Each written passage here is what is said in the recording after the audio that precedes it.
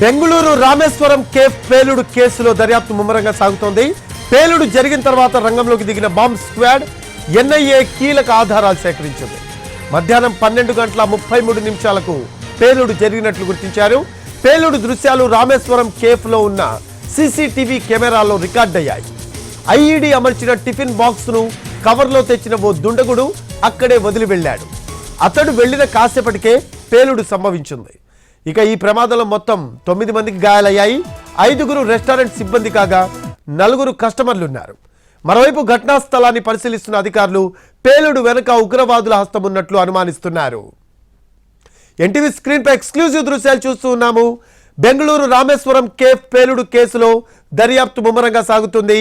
పేలుడు జరిగిన తర్వాత రంగంలోకి దిగిన బాంబ్ స్క్వాడ్ ఎన్ఐఏ కీలక ఆధారాలు సేకరించింది. మధ్యాహ్నం 12:33 పేలుడు జరిగినట్లు గుర్తించారు. పేలుడు దృశ్యాలు రామేశ్వరం కేఫ్ లో ఉన్న సీసీటీవీ కెమెరాల్లో రికార్డయ్యాయి. దానికి సంబంధించిన దృశ్యాలు ఎన్టీవీ స్క్రీన్ పై చూస్తూ ఉన్నాము.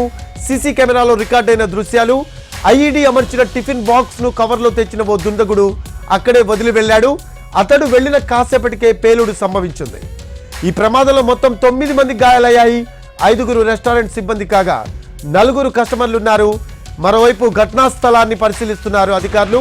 పేలుడు వెనుక ఉగ్రవాదుల హస్తమున్నట్లు అనుమానిస్తున్నారు.